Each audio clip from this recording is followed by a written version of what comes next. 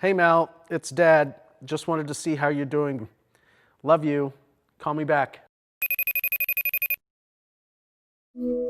Hey, Dad. Hey sweetie, how you doing? I'm good. How are you? I'm good. I can't wait for you guys to come out. I've missed you guys a lot. Oh, well, we missed you too. It's kind of crazy that I wasn't really able to see you guys after the World Cup, and it just got me thinking of my whole soccer career and where I am now and just where I started. And do you remember just my first soccer game and how crazy it's been? Yeah, I do. It's been a long road.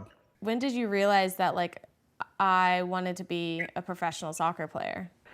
You remember the time we had the trampoline in the backyard Yeah. and you were kicking the ball through the little opening to get into the trampoline?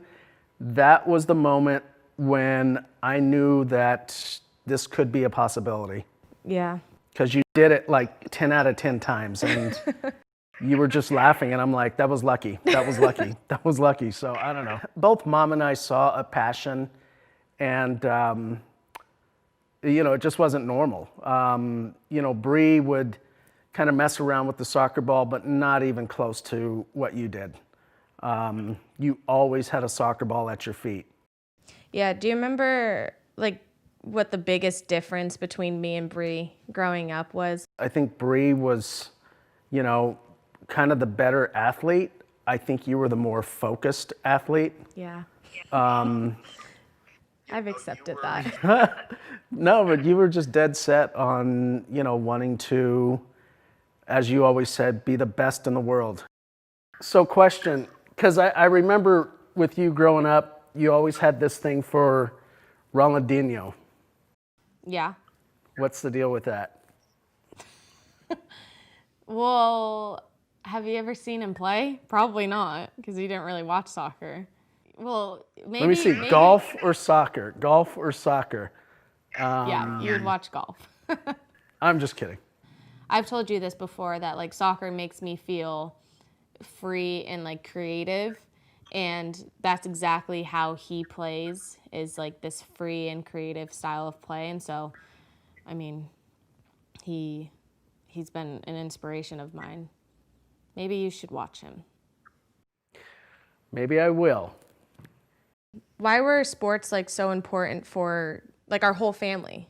Mom and I, we never wanted to be that type of parent to where we forced anything on you guys. But I remember, there were some times when you guys would have a really hard practice and we were like, you're crying to the wrong two people because, Mom was a, marathon runner and, and I ran track. So it was kind of like my warm up was, horrible. And, I would puke after my warm up and then have to have a whole nother 2 hours of track practice. So, Yeah.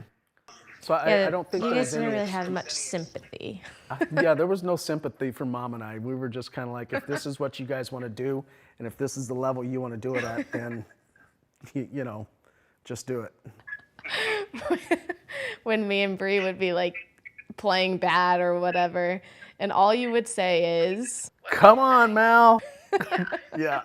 Round of 16 game, we were walking out, and all I heard, literally out of all the crowd noise, all I heard was, "Come on, Mal," and I just started laughing. Because I know now it's as a joke. Yeah. But it kind of gets me going. So I know the whole decision of me going to college or going pro, you know how big of a decision that was for me.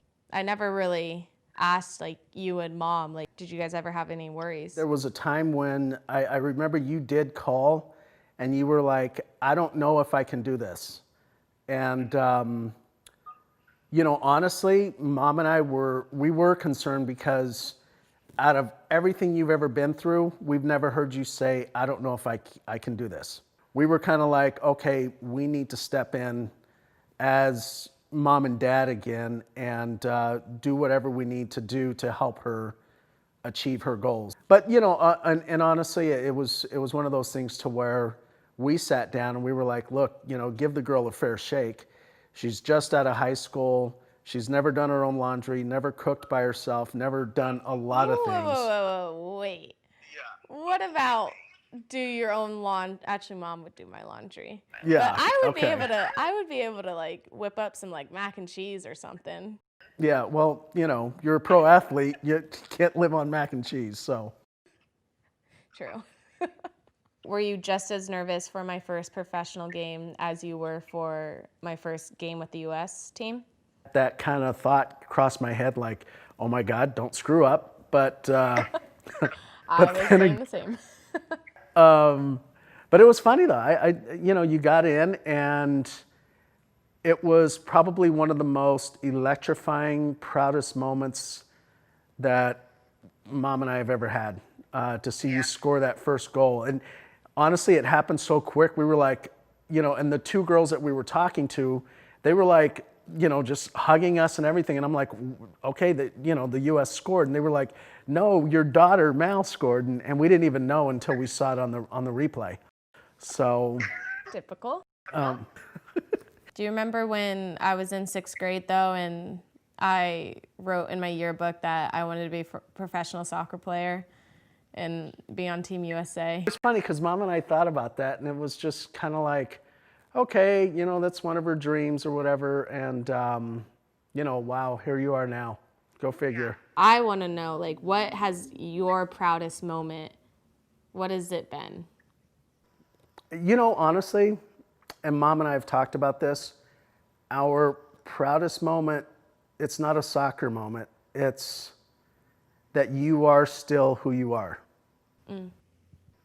And, you know, you're just Mal. I mean, we say it all the time. You're just, you know, people ask us, and I'm like, yeah, she hasn't changed. She's the same old Mal. You know, she just has to sign autographs now. But I think that's what a lot of people don't see, is the personal side, to where, you know, you're just a genuine, you know, next door kid that, you know, went to Mountain Vista High School in Highlands Ranch, Colorado, and had a dream. And VHS. All right. All right, Dad. Well, I'm excited to see you. Yeah, I love you. Okay, love you too. All right. Okay, bye.